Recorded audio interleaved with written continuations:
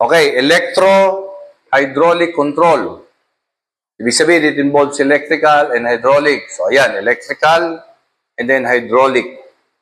So, paano natin paggaganahin ito? Kailangan isaksak natin ito. Saksak. I-plug pala. I-plug yung cable.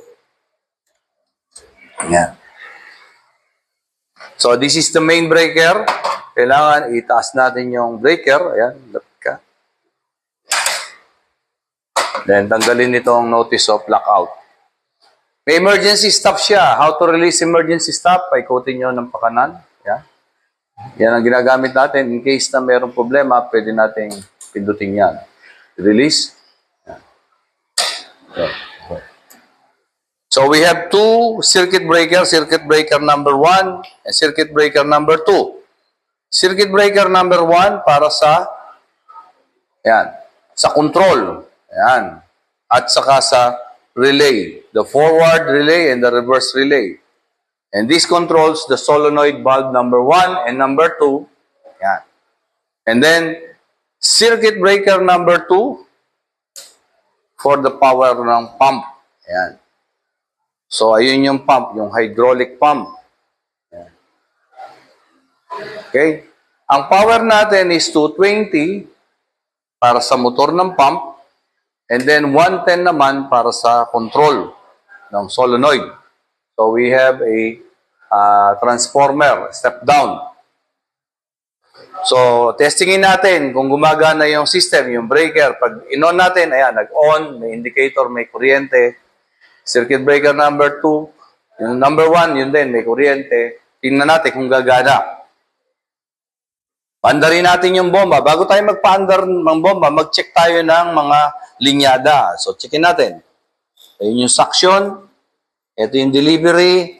Papunta rito sa directional valve na kinokontrol ang solenoid 1 at solenoid 2 ng mga button na to.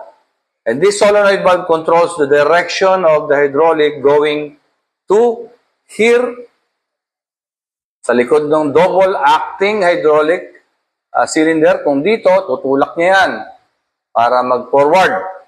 Ngayon, pagka naman dito napunta yung hydraulic, papupunta roon sa gawin ng side na to, magre-reverse yung pinaka-hydraulic. Try natin, paandarin yung bomba. Pag napaandar na natin, ayan, mayroong indicator, gumagana. So, gumagana din yung motor. Mag-check tayo kung mayroong leaking.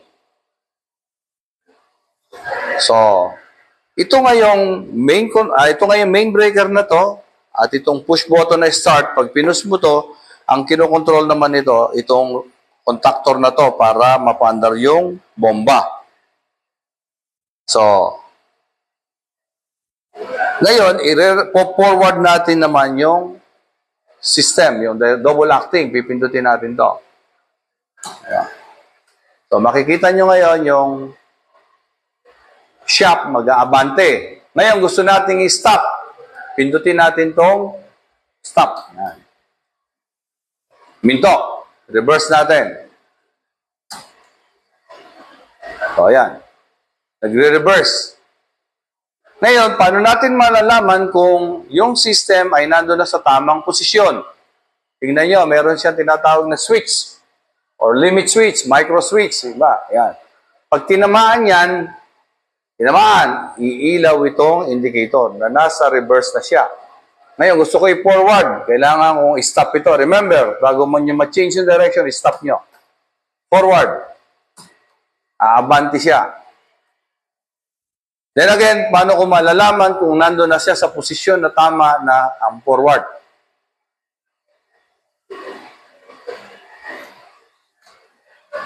So, obserbahan natin. At habang inoobserbahan nyo, hintayin nyo, tingnan nyo kung merong mga leaking. Tulad yan, may leaking. So, medyo punasan natin. Okay. May pamunas tayo dyan. Punasan natin para hindi magkalat masyado. Yan.